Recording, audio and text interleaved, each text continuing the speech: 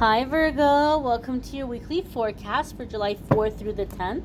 This is for Virgo Sun, Moon, and Rising. We're going to see what's coming up for you guys in the week ahead, in the next 7 days. Now I am setting the intention for the next 7 days. However, you might see this a few weeks from now, a year from now. So it might not be July 4th through 10th when you see this. You're going to see it whenever you're meant to see it. Keep in mind it's a general reading for the collective. Therefore, not every single message is going to resonate, and that's okay. Take what does and leave what doesn't. So without further ado, my dears and my darlings, my darling Virgo friends, let's see what's coming up for you all in the week ahead, or the next 7 days from whenever you see this. So the first card that's coming up here is the Seven of Swords. Virgo, my darlings, be cautious. This can come up in a couple of different ways. Virgo, some of you may have found yourself in a delicate and sensitive situation, okay?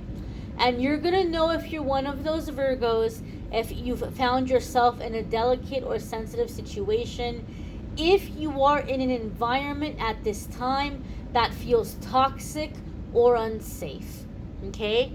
Some of you might be in a situation where you're dealing with a stage 5 clinger. That's what one of my friends used to call it, a stage 5 clinger. So this could be someone that you have tried very hard to set boundaries with. And for some of you, it's not about love at all. It could be a toxic friendship that you've tried to separate yourself from. It could be a family member that has had an unhealthy or toxic element to it. It could be a work situation where you're like, this is not good, this is not on the up and up. Some of you could be in a relationship or living situation where you feel like you're dealing with a person who maybe is a little unpredictable or a little unstable, and you're just kind of being very cautious. And so those of you who are in this kind of a situation, the Seven of Swords is telling you it's time to go, but it's also time to step lightly. This is not the time that you're going to announce everything to everybody, right? You're going to maybe do something very quietly, right? Under the cover of night. You might not reveal your steps or your plans, and you may leave the situation without saying anything. For those of you that you feel like you might be in an unhealthy or unsafe dynamic, you may be putting your distance, physical distance, between yourself and a place or a person. And so some of you maybe are not going to say something about it. Now, I have to say this. This is for some of you that you're dealing with a really toxic situation. Don't take this lightly. And I'm telling you from my own experience. I've pulled cards for myself in the past, and I've had a similar situation come up, and I moved thousands and thousands and thousands of miles away, and somebody came. Somebody followed me. And it was the very connection that I felt was very unhealthy or very codependent. And we became neighbors. Thousands and thousands of miles away I moved, and we became neighbors. And so maybe you don't want to disclose exactly where you went, right? Even after you're gone, maybe you don't want to disclose exactly where you are, or if this person says, oh, let me come visit, maybe you don't tell them where you're at. Maybe you don't let them come visit or stay with you. So I'm just telling you, when I say stage 5 clinger, some of you have someone who maybe is just really, really latched onto you. And like I said, it doesn't have to be romantic, okay? It could be a family member or a longtime friend. And so just step cautiously. And this is not a time to announce all of your moves and all of your plans to the world.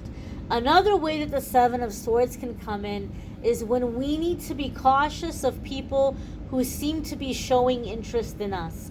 They might have ulterior motives. They might be trying to get into your pants, or get into your pockets, or get into your pockets through your pants. And so there could be a situation here where you don't have to be mistrusting and not give anybody a chance, but you may also want to just take your time and allow somebody to pass that test of time, right? Give it long enough to see, is this really the person they're presenting themselves to be, or are they wearing a mask? And if I wait long enough, maybe that mask is going to slip. So just be careful or cautious of anybody that seems just like, if it's not sitting right in your intuition, trust that feeling, okay?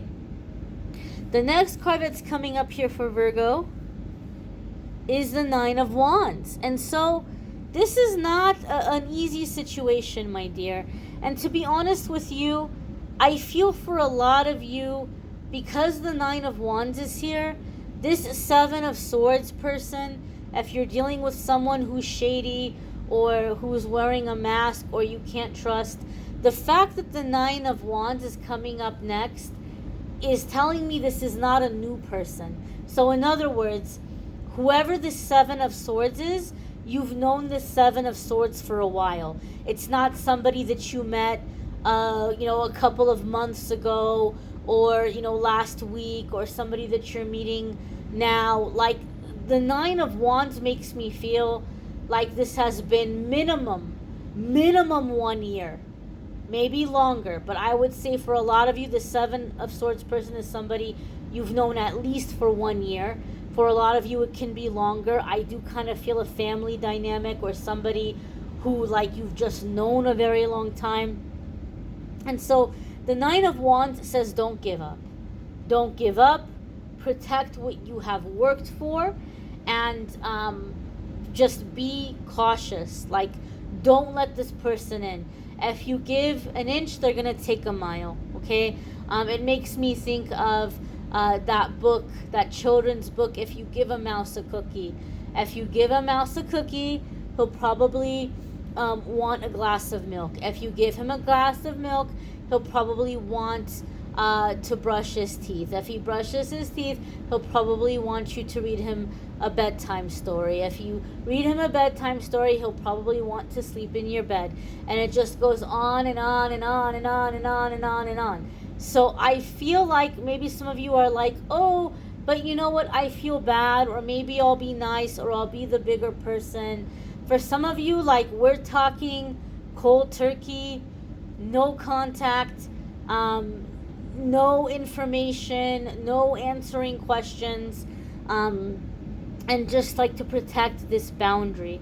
In terms of work, Seven of Swords with Nine of Wands says if you're doing anything in terms of collaborating with people, you want to protect your work. Don't show the details, or don't show everything that you're working on, or make sure that you have patents or copyrights in place or contracts in place, because the Nine of Wands coming in with the Seven of Swords does give me a feeling, in a sense, that in creative endeavors, labors of love, passion projects, career, business, it gives me the feeling, in the sense, that you're dealing with someone who wants to steal your ideas. So be careful and be cautious. As I said, this is a time to keep your cards close to your chest. You don't want to lay out and show everybody all of your blueprints, all of the ingredients, all of the formula. These are things that you need to keep to yourself at this time. The next card that's coming up for Virgo is the Eight of Cups. And Eight of Cups comes up in a couple of different ways. Eight of Cups can be going on this search, right? Like, your soul is longing for fulfillment. Your soul is longing for something more. You're not quite sure what it is, but you're going on this quest to find it. Sometimes the Eight of Cups can be a career change, or wanting to do something different.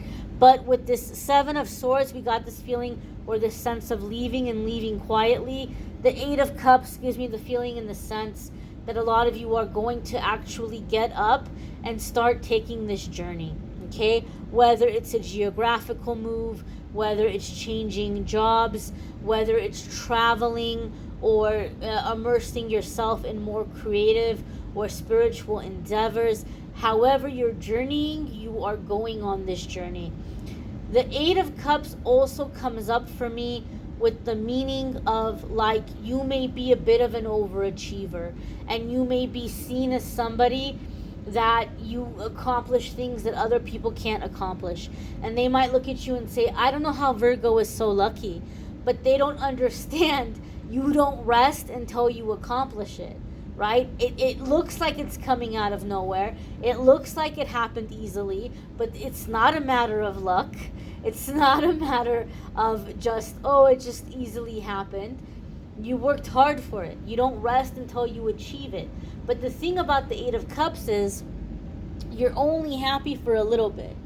You're only happy for a little bit, and then you're like, you know what? I'm proud of myself. I'm glad I achieved this thing, but it didn't make me feel the way that I thought it was going to make me feel. So I must have focused on the wrong thing. I must have focused on the wrong thing, and so now I'm going to be happier, or I'm going to be fulfilled if I do this other thing instead.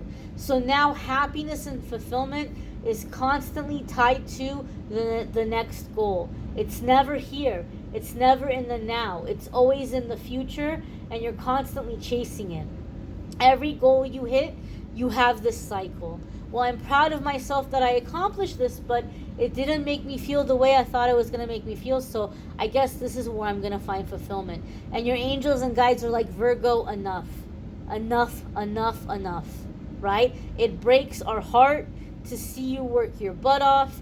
It breaks our heart to see you work so hard, and then to have this situation where like you're not fulfilled or you're not satisfied. So just chill out. Just chill out here for a moment. Don't worry about setting goals. Don't worry about what you're accomplishing right now, and focus on your spiritual relationship and your spiritual connection. Because this emptiness that you're feeling, or this missing piece that you're feeling, is your spiritual connection. And once you make that spiritual connection, you're going to finally be able to celebrate your accomplishments and feel proud and fulfilled. And some of you might say, well, I'm already a spiritual person. I have a spiritual practice. I wake up every day and I do my meditations. I do my prayers. I light my candles. I have my crystals. I do this. I do that. I have my spiritual routine. But that's the thing. Routine becomes routine. And after a while, it starts to lose its meaning. And so it becomes so rote. It becomes so repetitive. And so this might be a good time to revisit your spiritual routine and ask yourself, what are some ways that I can vamp this a bit? What are some ways that I can rev this up? What are some changes that I can make that might bring some refreshed, renewed energy into my spiritual practice? Sorry, I moved the table over here. What are some ways that I can liven up or freshen up my spiritual routine, my spiritual practice, my spiritual connection? Okay? While I was saying these things, I also kept hearing off grid. I don't know, some of you Virgos, maybe you have this desire to be, and this is if you're Virgo sun, moon, rising, maybe even Venus, maybe you have this desire to be more connected with earth energy, and you want to be more grounded. And maybe some of you are like, well, I want to live off grid, or I want to manifest land or somewhere where I can plant my own vegetables and fruits and raise animals. And maybe some of you are just wanting that simpler life and that self-sufficiency, and you're just wanting to live off grid, wanting to live off the land. Some of you may be manifesting that. And I don't feel like you're not going to be satisfied with it. because you know how I was saying with the Eight of Cups, it's like you accomplish the goal, but then you feel something is missing. For those of you, if you are someone who's working towards going off grid, or you're off grid now, I have done several readings of people that have scheduled a reading and told me I'm finally off grid, and they just want to get a reading and see how things are going to go for them. I think a lot of people are doing that right now. I don't feel like you're going to accomplish getting off grid and then not be satisfied with it. I feel in that case what Spirit is telling you, look, this is something that maybe you're feeling very led to do. Maybe you're feeling like Spirit is telling you to do this. But what you don't understand and what you don't realize is that once you're in that situation, once you're in that dynamic, a lot of panic can set in. A lot of fear and a lot of worry can set in, right? You're like, oh my gosh, I'm out here kind of sort of in the middle of nowhere. And you start thinking of all the things that might go wrong. Or you might start feeling very lonely, even if you're there with a spouse or with family or with friends. You know, you might just kind of start to feel isolated, or there's all kinds of dynamics that you might encounter. And so I feel faith and spiritual connection is a absolute must. Like, if you're going to be able to enjoy it and be fully happy about it and completely and totally embrace it and do it for the rest of your life, you can't do it without God. You can't do it without a spiritual connection. You can't do it without a spiritual relationship.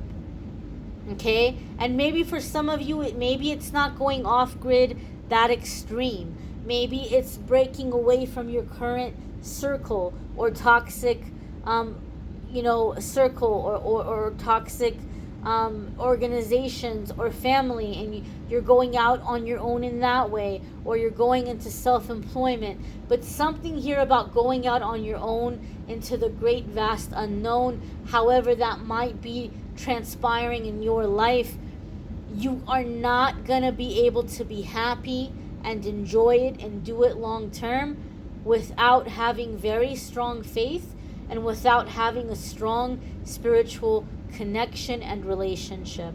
So as much as you might be working to reach these goals and manifesting, make sure that you're active in your spiritual relationship. Talk to God, pray to God, meditate, write, journal, spend time in nature, ground yourself, do whatever you need to do that is encouraging for you and bringing you in that spiritual connection and giving you that sense of faith and relationship, okay, with higher power. Your next card coming up here is the Page of Wands. And so the Page of Wands can be seizing an opportunity. It can also be a fire sign person, Aries, Sagittarius, or Leo. It could also be here a friend who's not a fire sign, somebody who maybe is a muse or inspiring us, or who is like, hey, come follow me, and like we're gonna go and we're gonna do all this amazing stuff. And so you might feel very inspired by this person.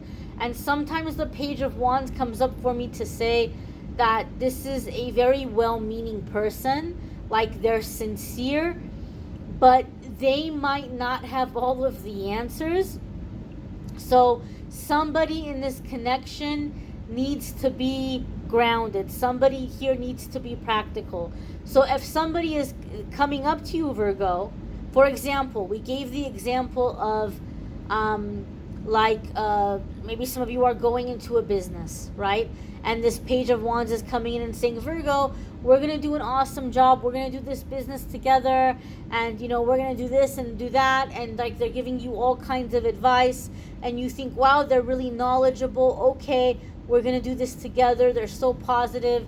That positive enthusiasm is just so infectious. And you're like, yes, Dad, we're going to do it. And you completely lose your head and you go jumping in head first. And this person doesn't have all the answers, or they're not as knowledgeable as you think, and now you're like, oh man, now we're in a mess, right? How are we going to do this? How are we going to get out of this ditch we jumped into? And so the Page of Wands has a lot of wonderful qualities. Enjoy the Page of Wands. Allow yourself to feel inspired. Allow yourself to feel bold. Allow yourself to live in the moment and take risks. But take educated risks and plan the steps that you're taking. Make sure that you have the right safety nets in place. Make sure that you're doing things in a logical and planned way so that you're setting yourself up to succeed instead of just jumping headfirst and not looking where you're going, right? So find balance with this, right? This is not somebody that you need to turn against. This is not somebody that you need to get angry and be like, this is all your fault. No, you guys wanted the same thing. This person gave you the encouragement you needed. You guys are vibing. This is a great chance to have somebody to take these changes and these steps with. But just do the planning. Don't completely leave it on this person and just assume like they know everything, because nobody knows everything. No, there's not anybody on this planet who knows everything. So do your research, do your homework, do your planning, take educated risks, and set yourself up for success. Don't get carried away where you're just abandoning all logic or abandoning all reason. So I hope that makes sense, Virgo. You might want to check out your moon sign, your rising sign. Some weeks your moon sign or rising sign might resonate more than your sun sign. You may need a private reading, which I'm more than happy to do for you. If you click on the link in the description of this video, it will take you to calendly.com/amethystangelite. You can schedule a private reading with me there. The weekly forecast playlist is linked in the description if you want to check out your other signs or placements. Love readings for July are linked in the description of the video. And if you would like to schedule a private reading with me, you can click on the scheduling link. Don't forget, I do a daily message. If you feel like a daily message might be helpful to start off your day, be sure to check that out on this channel as well. I thank you all for watching, liking, sharing, commenting, subscribing. I hope you all have a fabulous week ahead. Hopefully we'll see you all on the dailies as well. Bye, Virgo.